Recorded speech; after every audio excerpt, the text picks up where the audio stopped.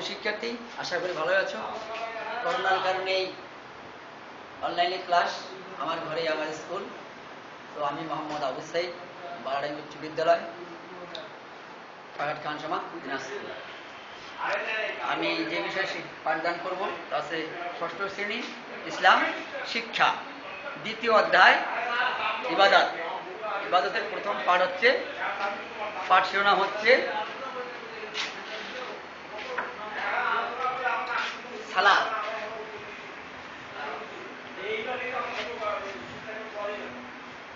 সালাত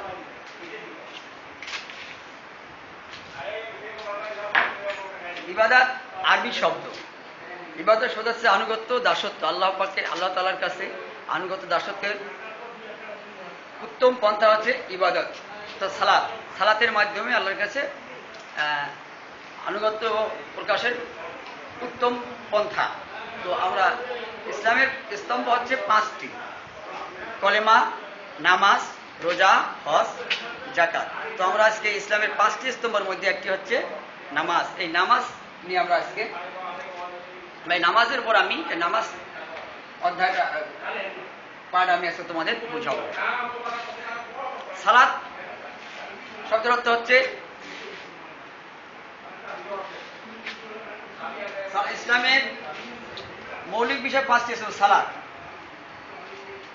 সালাত আল্লাহ তাআলা সর্বশ্রেষ্ঠ একটা ইবাদতের মাধ্যম হচ্ছে সালাত।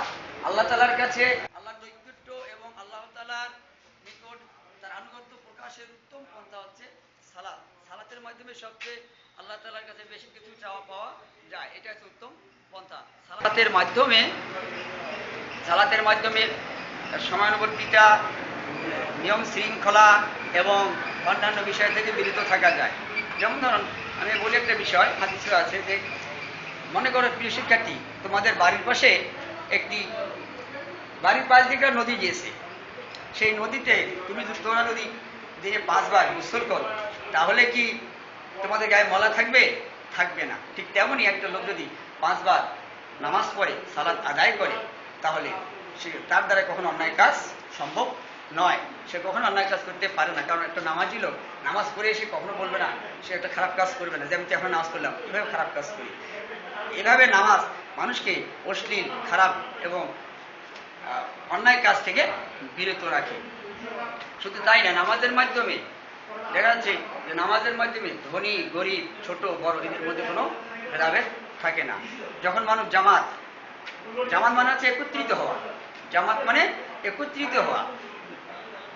নামাজের সময় যখন মানুষ একত্রিত হয়, আজানের মাধ্যমে মানুষ একত্রিত হয়, তখন সবাই একত্রিত হলে সেখানে জামাতের মাধ্যমে নামাজ যখন আদায় করে, নামাজ শেষে একে অপরের সঙ্গে কৌশল বিনিময় করে, আলোচনা করে, তখন কেউ যদি নামাজে অনুপস্থিত থাকে, তাহলে তখন বোঝা যায় যে কেউ যদি না আসে, তখন তার খোঁজ খবর নেওয়া যায়, তার বাড়ির পাশে যাওয়া যায় যে কেন নামাজে আসেনি, সে কি অসুস্থ নাকি সে বাসায় নেই, কি হয়েছে, তার বাসায় গিয়ে খোঁজ খবর নেওয়া যায়। এভাবেই নামাজের মাধ্যমে নিয়ম শৃঙ্খলা এবং পরস্পরের খোঁজ খবর নেওয়া যায়।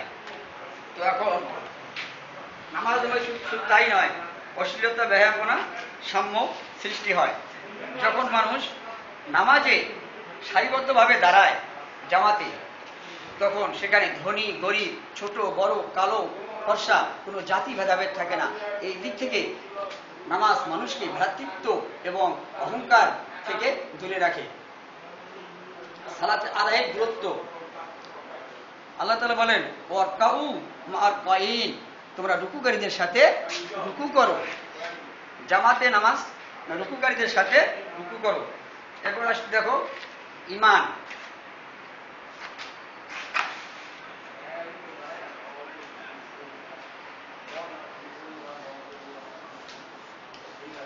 ইমাম মানে হচ্ছে নেতা।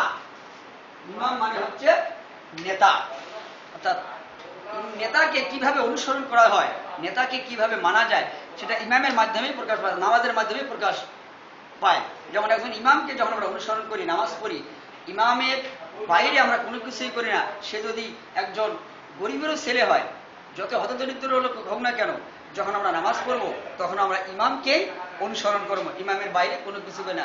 ইয়াতে নেতাদেরকে যে অনুসরণ করা হয় সেই জিনিসটা এই সালাতের মাধ্যমে প্রকাশ পায় বা সেটা বোঝা যায়। প্রিয় শিক্ষার্থী, আশা করি তোমরা বুঝতে পারতেছো। তো এবার দেখো হচ্ছে ইমামের কর্তব্য। ইমামের কর্তব্য হচ্ছে ইমাম যখন নামাজে দাঁড়াবে তখন ইমাম সাহেব দেখবে যে তার মুক্তাদিদের দিকে তাকাবে, তারা ঠিকভাবে দাঁড়াইছে কিনা, তাদের জায়গা সংকুলন হচ্ছে কিনা, এই বিষয়ে ইমাম সাহেব তাদের ওদের দিকে তাকাবে এবং সেটা পর্যবেক্ষণ করে দেখবে, তারপর সে নামাজ শুরু করবে।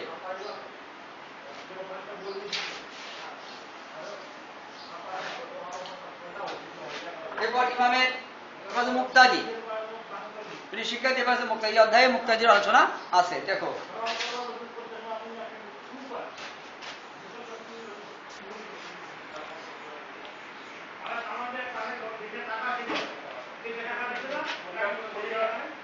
মুক্তাদি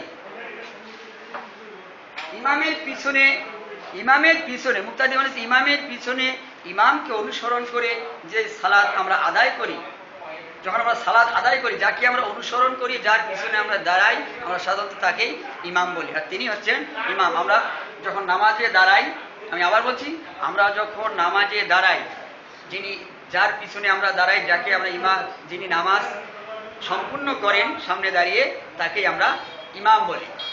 ইমামের পিছনে আমরা যখন দাঁড়াই তখন ইমামকে আমরা অনুসরণ করি। ইমাম যেভাবে উঠবে, বসবে, যাহা কিছু করবে আমরা ঠিক সেভাবেই চলবো, ইমামের বাইরে আমরা যাব না।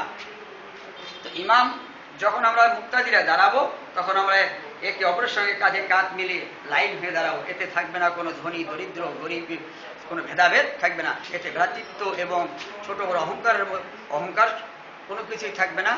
যে নামাজের মাধ্যমে এতে বোঝা যায় যে নামাজেই একমাত্র উত্তম পন্থা।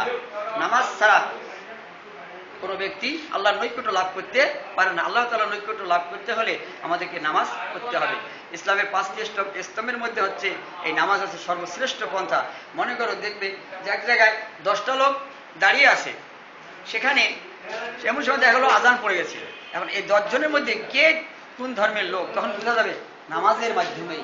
আজান শুনে যারা নামাজ পড়তে গেল বোঝা যাবে এরা মুসলমান, আর যারা নামাজ পড়তে গেল না বোঝা যাবে যারা হয়তো মুসলমান কিনা সেটা বোঝা যাবে না, কিন্তু যারা নামাজ পড়তে গেলে এতে বোঝা যাচ্ছে তারা মুসলমান, নামাজ পড়তে আছে। নামাজের মাধ্যমেই বেশি বেশি আল্লাহ নবী বেশি বেশি নামাজ পড়তেন। যখন কোনো সমস্যা হয়তো আল্লাহর কাছে নামাজের মাধ্যমেই চাইতেন। অতএব আল্লাহর কাছে চাওয়া পর উত্তম পন্থা, সর্বশ্রেষ্ঠ পন্থা হচ্ছে সালাত মানে নামাজ। তো প্রিয় শিক্ষার্থী, আজকে এ পর্যন্তই। এখন আমি তোমাদের একটা বাড়ির কাজ দিব।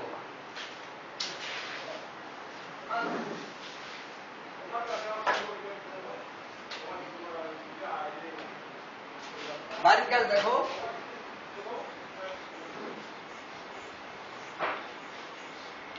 জামাতে সালাত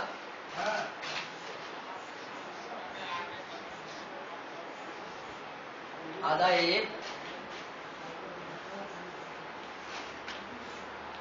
গুরুত্ব বর্ণনা করো। বাড়ির কাজ হচ্ছে জামাতে সালাত আদায়ের গুরুত্ব বর্ণনা করো। প্রিয় শিক্ষার্থী, ঠিক আছে, ধন্যবাদ। তোমার বাসায় তোমাদের পাঠ্য বই থেকে এই বিষয়টা ভালো করে দেখবেন। ধন্যবাদ।